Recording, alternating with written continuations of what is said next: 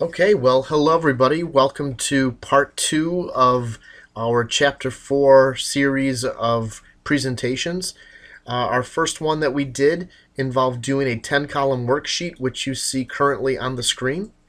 As you can see, there's an unadjusted trial balance, an adjustments column, adjusted trial balance, income statement, and then we have this owner's equity / balance sheet section. And what we're going to do today is we're going to do the financial statements that are associated with this company. And as you can see here, I've got this color coded from our last time we were together, and I have more color coding to help you figure out where things are going to go once you complete the worksheet.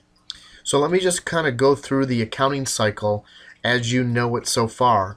First step in the accounting cycle is to take regular journal entries, normal day-to-day journal entries, record them in the general journal, and then put them or post them to what we call the general ledger.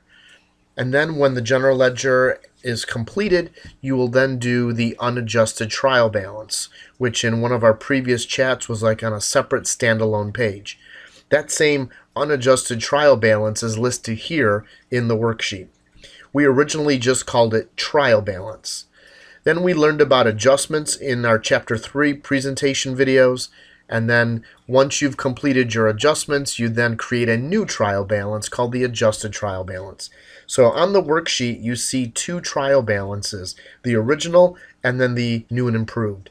From the new and improved trial balance, called the adjusted trial balance, you'll then do two more columns, which is the income statement and then the owner's equity balance sheet. Every number that was placed in the income statement and in that owner's equity balance sheet section came from the adjusted trial balance. So every number above the totals has to be accounted for. And what we talked about was that the revenues and expenses, which I put in green, they have to be put in the income statement. Everything else ends up in the owner's equity balance sheet of the worksheet. Now, keep in mind that the worksheet gives you a sneak peek to your net income answer, which we get at the bottom of the income statement, 4378. And also, the owner's equity balance sheet is off initially when you look at the subtotals, but then when we add in the net income, the balance sheet magically balances. So that's really a key linchpin to the process, is understanding that you need to be able to figure out your net income first, and then that transfers over into the next document. So keep in mind that the worksheet is kind of like the accountant's scrap paper. So it's not for public viewing, so it's more of an internal document. So we need to create formal financial statements based on what we did in the worksheet. We had a previous series of videos, or at least one in Chapter 2, where I showed you how to do financial statements. We're going to do that again, but this time off the worksheet. So the first document you're going to do is an income statement. And as you can see, I have it here in purple. Hopefully you can see my mouse twirling around. And notice the numbers, the areas that I've put in dark green. These are the same numbers that were in the income statement in the worksheet. Hey, this is an income statement. This is an income statement. Do the math. It's the same stuff. So we're really just copying the information that we had from our worksheet. So give me a few seconds just to copy. If you can copy, you can do this procedure. It's not that hard.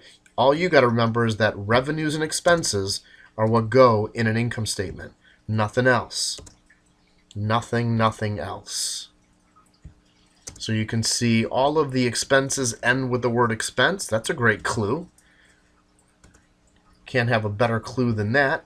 Not all revenues end with revenue, though, so I wish I could have the same experience with the revenue category, but all of our expenses end with the word expense. So don't go putting something else under expenses where it doesn't belong.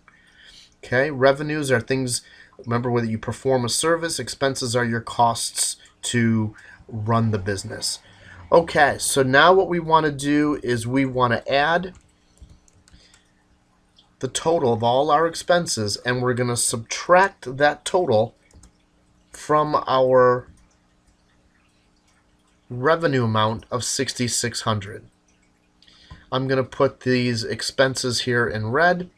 As soon as my computer lets me do that, it's kind of hesitating. There we go. and I now want to do the actual subtraction. So 6,600, and I want to subtract out that 2222, and notice I get the exact same answer that I got in the worksheet, 4378. Okay, so those green numbers came from the adjusted trial balance. The 2222 we just calculated here, the 4378 we just calculated here. So now what we're going to do is we're going to take this purple answer of 4378 and we're going to copy it into our statement of owner's equity. Okay? So literally that answer gets copied into this document. Remember how the 4378, when we put it under the owner's equity balance sheet of the worksheet, then the worksheet finally balanced in that last column? So that net income has a big role in this process. So from the adjusted trial balance that we had in the worksheet, we had a capital value of $7,000. So let me just copy that over. And we also had drawing. And let me copy that over. Okay. So I just copied capital and drawing from here because capital was 7,000. No matter where I look at it in that row, it's 7,000. And drawing, no matter where I look at it, it's 430 in that row. So let me just do the math. Notice it says add net income. Had this been a net loss, I would have subtracted this answer. So I'm going to add my net income to my opening capital, and that brings me to 11,378. I now want to subtract my drawing amount of 430 from the 11,378, and when I do that, I get, oops, I hit the wrong button. I'm sorry about that. Let's try that again. When I go and subtract these two from each other, I get 10,948. And that is my balance in my ending capital. Okay, I'm going to slide the screen over just a little bit so that we see the trial balance, the adjusted trial balance that we saw originally. But now I have to the right our balance sheet. And the balance sheet is basically, a document that shows what your balances are in all of your accounts at a specific date. Now, if you're wondering, well, why was this worksheet called Owner's Equity and Balance Sheet? Well, it was a combo looking at things from a debit and a credit point of view. So we did the Statement of Owner's Equity all by itself in the gray document. And now in this pink document, we're going to do the actual balance sheet. All right, so here goes. Notice the light blue colors. These are coming from our worksheet. So I tried to keep the color coding the same. So I'm just going to copy the information just like before. And then, whoops, got a little ahead of myself. Let me get out of there. Let's try that again. So equals, click on that 100. And then equals, click on the 600. And notice that this first category is called current assets. So this is the first time we've seen the balance sheet be broken down into classifications. In fact, this balance sheet is technically called the classified balance sheet. In a previous session, when we did the balance sheet, we didn't have current and long-term. We just had assets. So now we're breaking them down even further. The definition of a current asset is an asset you expect to either convert into cash or turn into cash or get rid of within 1 year or less time. So 1 year or less, you consider something current. If anything's going to last you more than 1 year, it's considered long-term. So let's add up all of our current assets, see what that total comes out to. And we have 6890.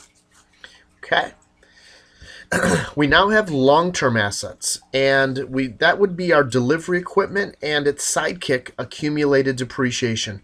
Remember how in a previous session I mentioned how that the accumulated depreciation is a contra asset? It's the only asset that we've learned so far that brings your assets down. It reduces the total, and we're going to actually see that happen right now. So the delivery equipment is $8,000.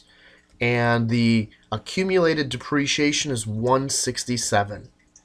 So that means this equipment that we bought at the beginning of the month has already gone down in value by 167. And it's currently worth, as of December 31st, 78.33. Okay, so let me just slide this over a little bit. And let me put in the grand total of these two.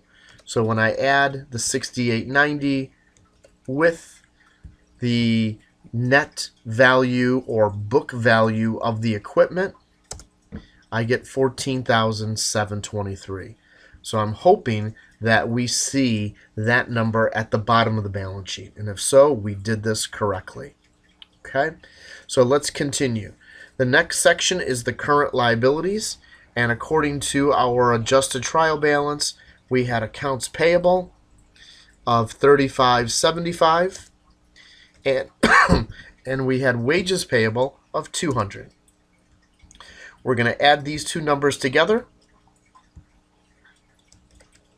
and when you add them up, you get 3775. Still not close to 14,723, but we got one more step to do.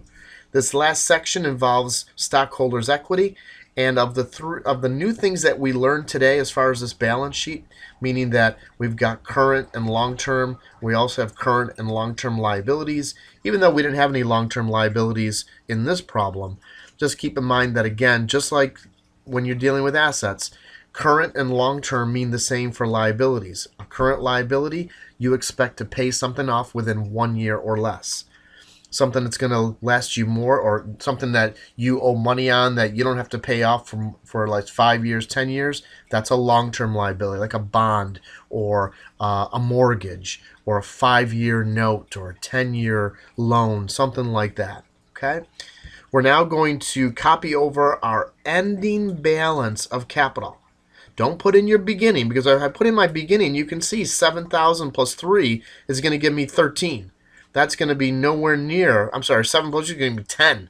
That's going to be nowhere near 14,000. So let's copy in our ending balance in capital. And now let's add these two numbers together. And when you do that, let's see if we are in balance. And sure enough, we are. And that's how you do the financial statements off of a worksheet. Okay? Our last installment in this Chapter 4 series of sessions is going to be how to do closing entries, and we'll work off of this same document as well. All right, thank you very much. Hopefully you will tune into our last Chapter 4 session. Thank you. Have a great day.